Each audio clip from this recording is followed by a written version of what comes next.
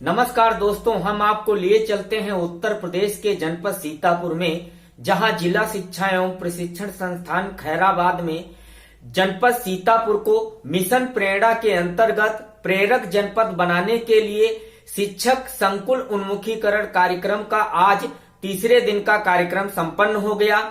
इस मौके पर डायट प्राचार्य उप शिक्षा निदेशक मनोज कुमार अहिरवार ने जनपद सीतापुर के शिक्षकों को संबोधित किया। वहीं इस मिशन प्रेरणा के अंतर्गत उत्कृष्ट कार्य करने वाले शिक्षकों को प्रोत्साहित भी किया। आप लोग भी सुनिए डायट प्राचार्य का इस मौके पर खास उद्बोधन। अपने को पा रहे हैं, हम कहाँ खड़े हैं, क्या हमने लक्ष्य को प्राप्त करने में जो 50% लक्ष्य प्राप्त कर लिया है, और यदि नहीं प्राप्त किया तो क्या हम 10% प्राप्त कर पाए या 5% की श्रेणी में खड़े हैं। मैं देखता हूं कि जनपद में यहां हमारे एक सक्रिय नवाचारी शिक्षक बैठे हुए हैं, अजय सिंह जी, जो गजोदर प्राथमिक विद्यालय में है, गजोदरपुर में, ब्लॉक सिधौली में, जिन्होंने यहां पर आकर के अवगत कराया कि प्रत्येक बच्चे का प्रोफाइल मिशन प्रेरणा के लक्ष्यों को प्राप्त करने के लिए उन्होंने क्या क्या अचीवमेंट कर लिया है, और 82% उनके बच्चे उस लक्ष्य की प्राप्ति करने में सफल हो गए।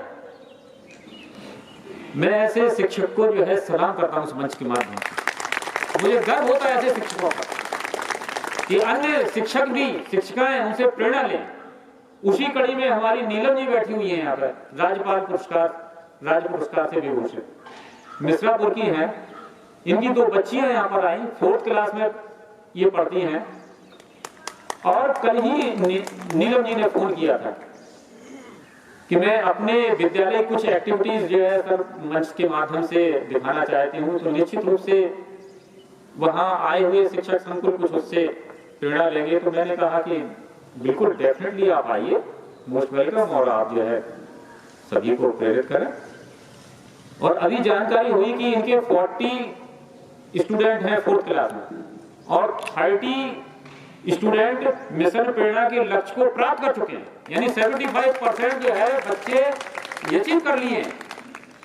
मैं उनको भी इस मंच के माध्यम से सलाम करता हूं, ऐसे शिक्षकों को। मुझे गर्व होता है ऐसे शिक्षक और शिक्षिकाओं को जो अपने पूर्ण तन मन धन से पूरा अपना एफर्ट देते हुए एक मील का पत्थर साबित हो रहे हैं ऐसे शिक्षक, और समाज को एक नई दिशा, एक नई चेतना, क्योंकि किसी भी लक्ष्य की प्राप्ति करने के लिए यह परम आवश्यक है कि हम एक जन आंदोलन के रूप में उसको परिवर्तित कर दें।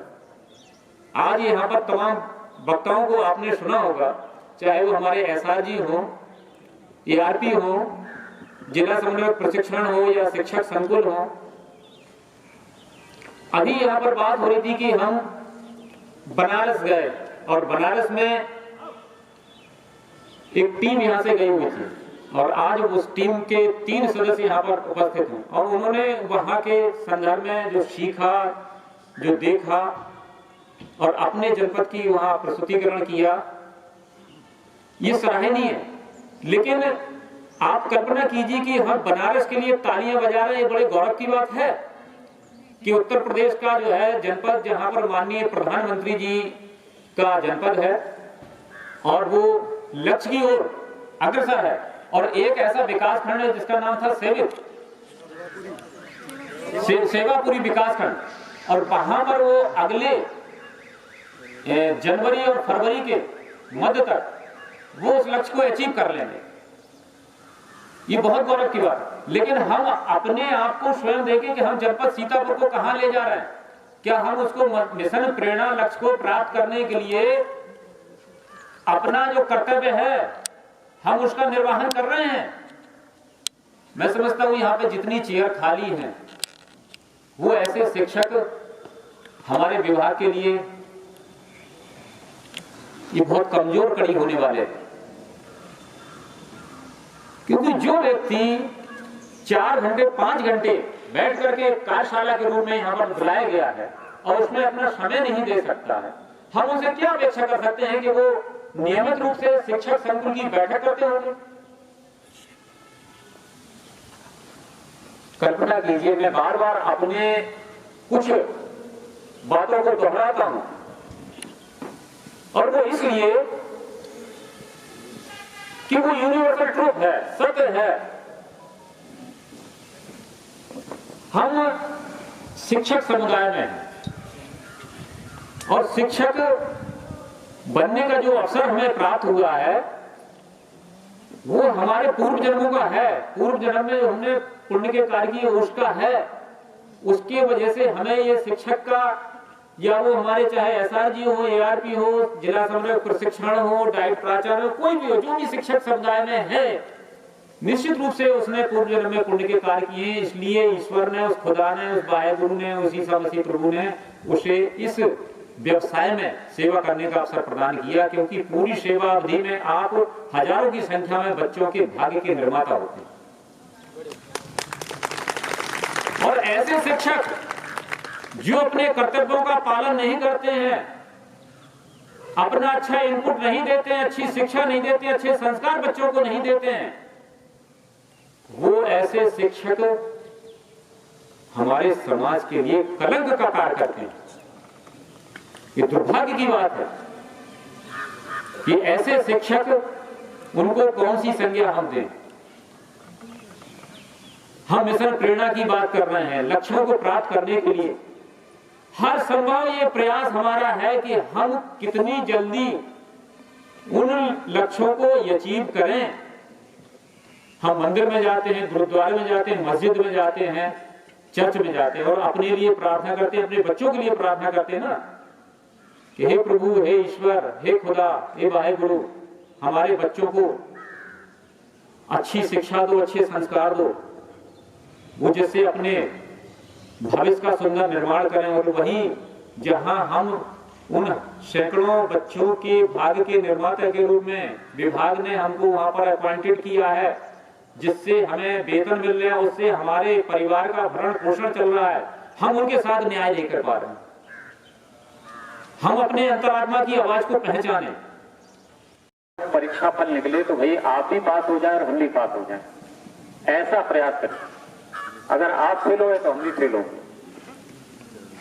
और हमने आज तक जो है फेल होना नहीं सीखा। हमने अपनी डिक्शनरी में जो इम्पॉसिबल शब्द था वो बहुत ही पहले जब 9th क्लास में पढ़ते थे फाड़ के फेंक दिया। और अब तक शासन स्तर से, निदेशालय स्तर से कोई भी टास्क दिया गया उसको हमने बहुत ही अच्छे परफॉर्मेंस के साथ जो है किया। 72,825 चयन प्रक्रिया निदेशालय स्तर पर, यहां से सुप्रीम कोर्ट तक केस लड़े और कोई भी केस नहीं हारे।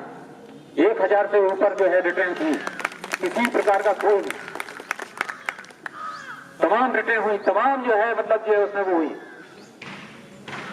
अनुसूचित जाति आयोग में केस लगे, नेशनल लेवल पर, राज्य लेवल पर, पिछड़ा वर्ग आयोग में लगे, अन्य जगह लगे, लेकिन एक रिकॉर्ड हुआ और तमाम तरह की नियुक्तियां हुई, उसमें तमाम कोर्ट केसेज होते हैं, लेकिन वो एक ऐसा। और सुप्रीम कोर्ट का जब फाइनल ऑर्डर आया तो इतना बेहतरीन ऑर्डर आया कि अगर आपको कभी पढ़ने को मिले देख। मैं आप सबको अपने दीक्षा ऐप के बारे में बताने जा रही हूँ। पहले हम प्ले स्टोर पे गए, फिर दीक्षा ऐप लोड किया। जब दीक्षा ऐप लोड हो गया तो उस पर क्लिक किया और उसमें क्लास आती है, तो मैं 4 में हूँ तो 4 को क्लिक किया। फिर पाठ आते हैं, हिंदी, अंग्रेजी, मैथ, संस्कृत, हमारा प्रवेश। तो आपको जो भी पाठ अच्छा लगा तो उस पर आप क्लिक कर देंगे। तो मैं हिंदी पे क्लिक किया तो उसमें कहानियाँ आती हैं, तो वो कहानियाँ हम लोग पढ़ते हैं, उससे ही हम लोग सीख गए। अब हम प्ले स्टोर पे गए तो गूगल मीट लोड किया, उससे हम लोग मीटिंग करते हैं और पढ़ाई भी करते हैं।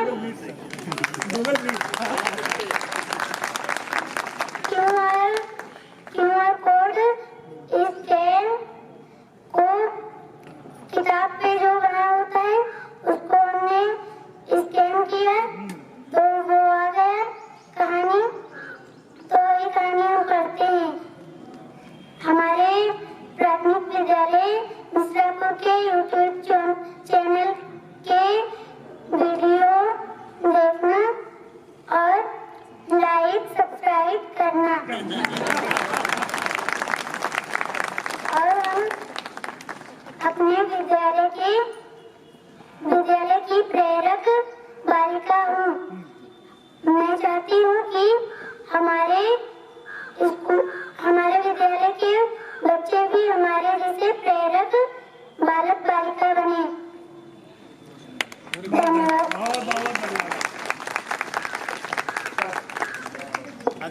अभी तक हम लोग प्रेरक शिक्षक, प्रेरक विद्यालय, प्रेरक सीतापुर, प्रेरक प्रदेश की बात करते थे।